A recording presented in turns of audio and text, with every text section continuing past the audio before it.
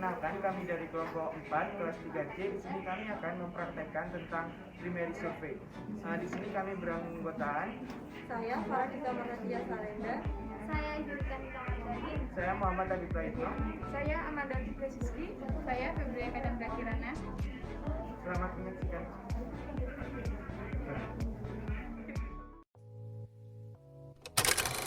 Warahmatullahi wabarakatuh. Di sini saya akan melakukan praktek primary survey. Yang pertama adalah airway. Nah, untuk airway sendiri, untuk alat-alatnya yang pertama adalah APD yang terdiri dari skort, pelindung kepala, handscoon, dan juga antiseptik gel. Kemudian untuk alat yang kedua ada cervical collar, ada juga NPA, ada ETT, ada OPA atau mayo, dan juga tong spatel. Nah, baik, untuk tindakan yang pertama adalah cuci tangan. Untuk cuci tangan ini menggunakan teknik tepung selaci putar, yaitu dengan jarak 6 langkah.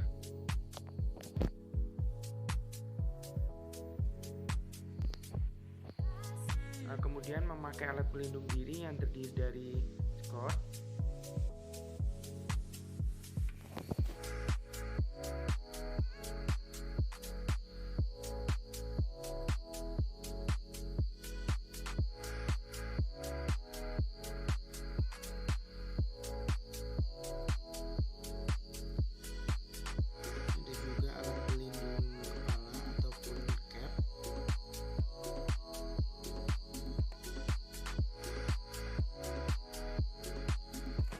dan juga handscoon.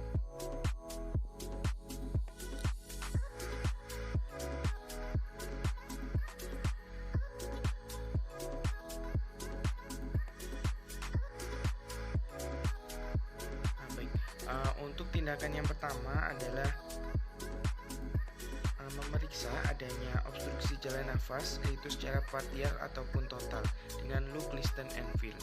Nah, untuk loop ya, ini kita lihat gerakan dinding dada. Untuk listen, dengarkan suara nafas abnormal yaitu gargling, snoring ataupun tidak ada suara. Dan juga feel, rasakan hembusan nafas. Untuk selanjutnya, jika pasien ini dicurigai fraktur cervikal, yaitu bila setiap trauma kapitis, setiap multitrauma, setiap ada luka tumpul di atas klavikula, dan juga biomekanik trauma yang mendukung.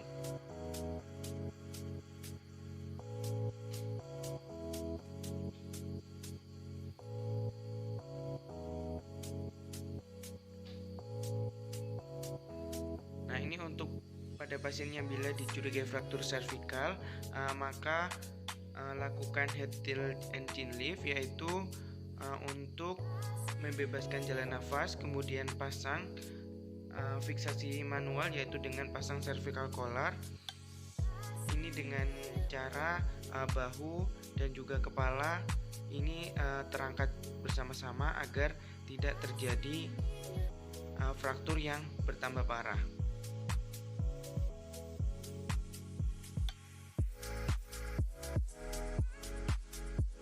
Setelah fiksasi dengan menggunakan cervical collar selesai, selanjutnya adalah membebaskan jalan nafas dengan menggunakan alat. Untuk alat yang digunakan ini adalah mayo.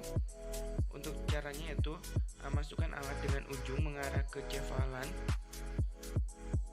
Kemudian saat didorong masuk mendekati dinding belakang faring, ini alatnya ini diputar 180 derajat.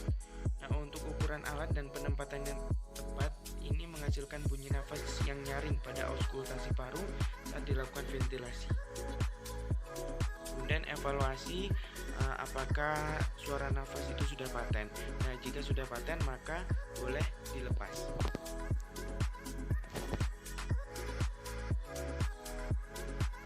Baik, untuk selanjutnya yaitu pemasangan ETT. Caranya yaitu dengan menggunakan alat. Setelah alat masuk ke dalam mulut, kemudian masukkan selang ETT-nya.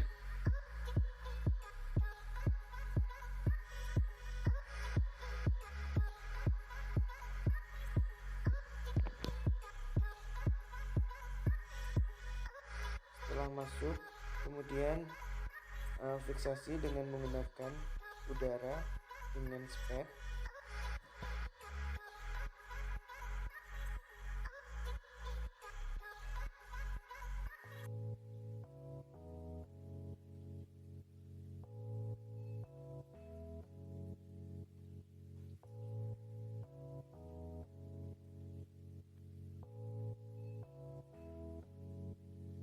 Baik, jika sudah terfiksasi, maka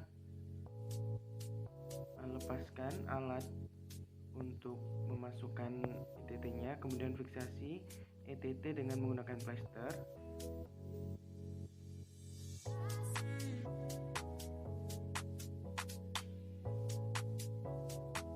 Setelah tindakan selesai, kemudian evaluasi kepatenan jalan nafas. Jika jalan nafas sudah paten, maka bereskan alat dan juga dokumentasikan.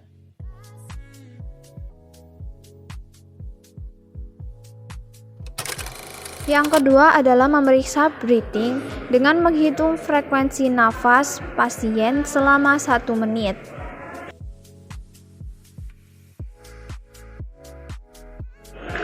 Kemudian menilai status breathing. Bila breathing tidak adekuat, lakukan bantuan nafas buatan dengan menggunakan prosedur melalui BVM atau back valve mask.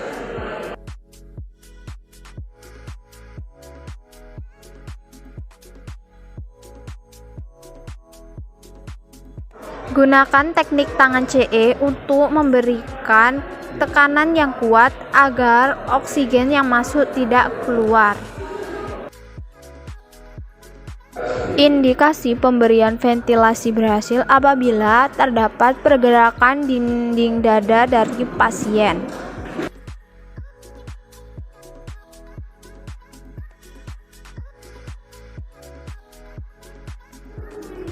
Kemudian memeriksa saturasi oksigen dari pasien. Jika kurang dari 95%, maka lakukan ventilasi kembali.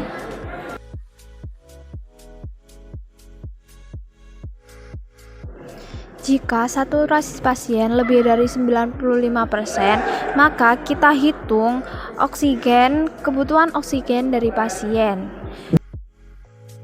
Kemudian berikan oksigen sesuai dengan kebutuhan oksigen pasien.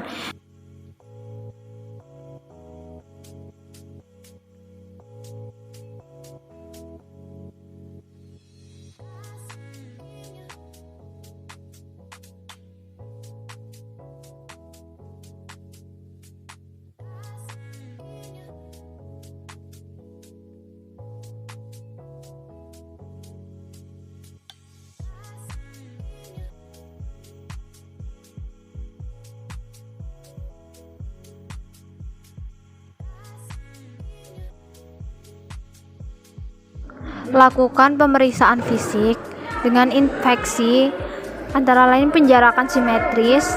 Untuk auskultasi, bunyi nafas vesikuler kanan dan kiri. Ke perkusi, kita dengarkan suara sonor kanan dan kiri.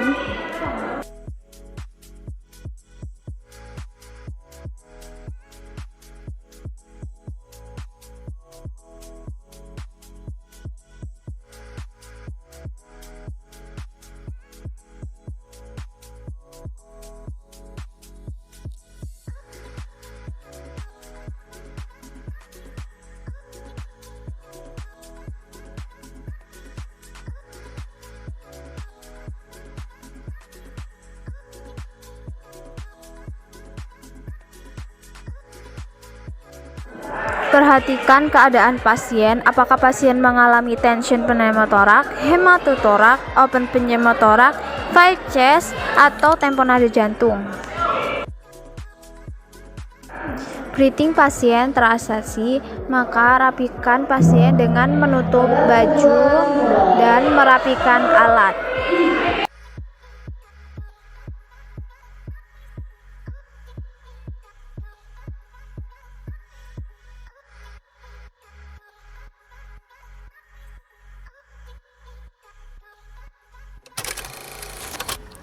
Yang pertama, setelah mencuci tangan, memakai alat pelindungan diri, sarung tangan, syokor, dan masker. Kemudian kita memeriksa sirkulasi dengan mengenali tanda shock. Yang pertama dengan kita melihat nadi apakah lemah dan cepat. Kemudian kita melihat akral. Kemudian tanda-tanda sianosis, CRT lebih dari 2 detik. Kemudian melihat kesadaran pasien menurun atau tidak, nafas cepat atau tidak. Kemudian setelah itu kita melakukan cek tekanan darah pasien. Pasien tekanan darahnya menurun atau tidak.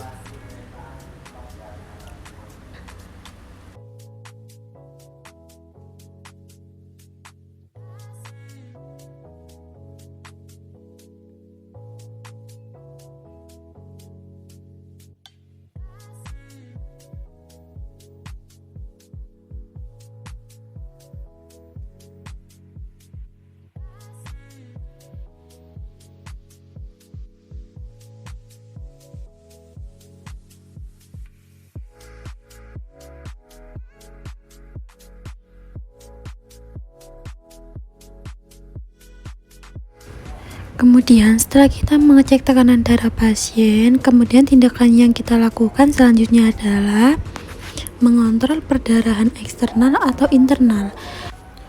Untuk perdarahan eksternal bisa terlihat jelas ada darah, lakukan direct pressure atau verban tekan. Kemudian internal, perdarahan tidak terlihat seperti torak, abdomen, rongga pelvis, rongga femur, dan juga tulang panjang.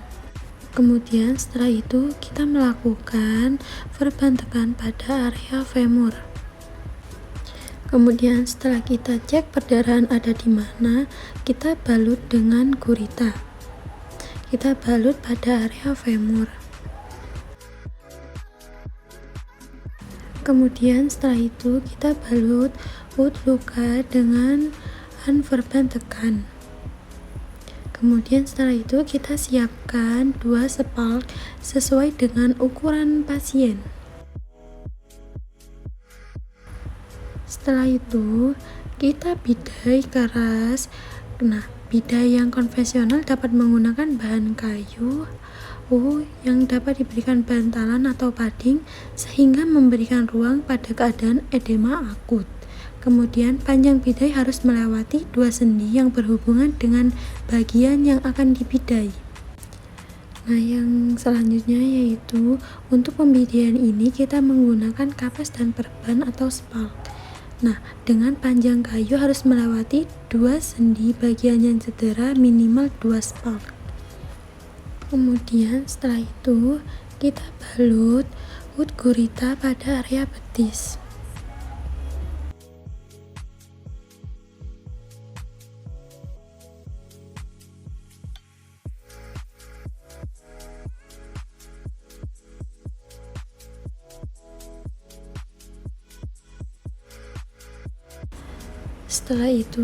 Setelah kita melakukan pembidaian pada area betis, kemudian kita melakukannya pada area yang di atas luka.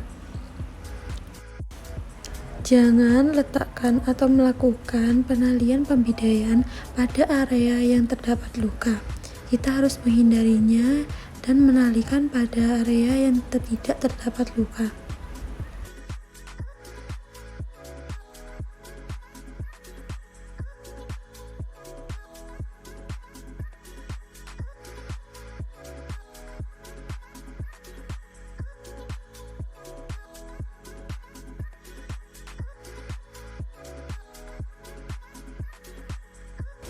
Kemudian setelah itu kita menalikan pembidaian pada bagian yang tidak terdapat luka, yaitu pada patella, bagian kaki bawah, dan juga kita akan merekatkannya pada kedua kaki pasien agar tidak terjadi pergerakan yang mengakibatkan cedera yang tidak diinginkan.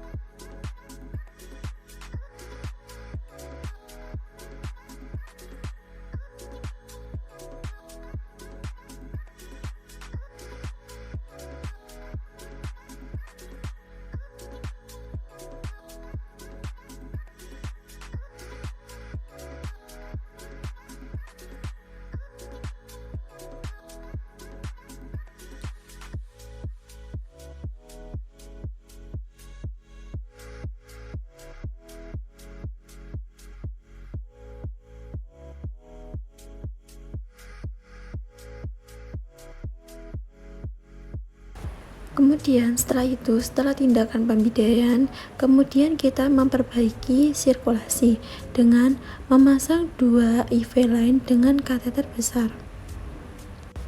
Kita memberikan cairan RL pada pasien dengan 2 botol. Setelah itu kita melakukan pemasangan infus. Sebelumnya kita melakukan pada pasien bilik vena yang akan ditusukkan jarum, kemudian pasang pelat dan pengalasnya, dan kita memasang torniket 5 cm proksimal pada daerah yang akan ditusuk. Kemudian setelah infus sudah terpasang, kemudian kita mengalirkan cairan infus. Kemudian setelah itu kita alirkan cairan infus dengan cepat sampai tekanan darah pasien stabil atau normal kembali. Setelah kita melakukan tindakan pemasangan infus, kemudian tindakan selanjutnya yaitu memasang kateter. Kita memasang kateter pada pasien. Tujuan kita melakukan tindakan pemasangan kateter yaitu untuk mengukur output urin. Jadi, kita bisa tahu resusitasi, intake, dan output pasien. Kemudian kita melakukan pemasangan urin pada pasien. Kita menggunakan kateter sesuai dengan ukuran pasien. Kemudian setelah itu kita masukkan selang kateter pada pasien. Kemudian setelah dirasa urin sudah keluar dan masuk secara tepat, kemudian kita kunci menggunakan cairan NS. Setelah kunci, kita sudah sambungkan urin bag pada selang dan kita melakukan fiksasi pada pasien.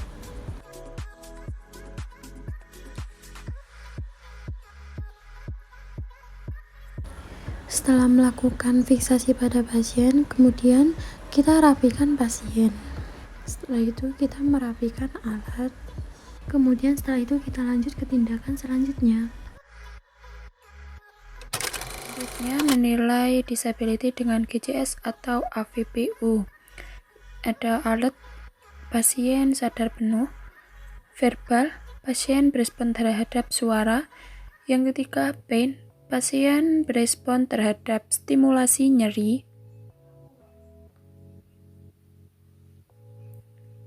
Dan unresponsive, pasien sama sekali tidak merespon.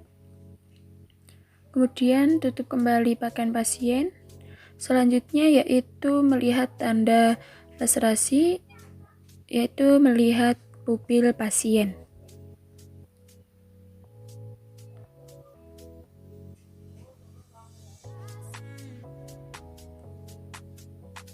Setelah itu kita mengamankan tempat tidur untuk mengurangi risiko jatuh.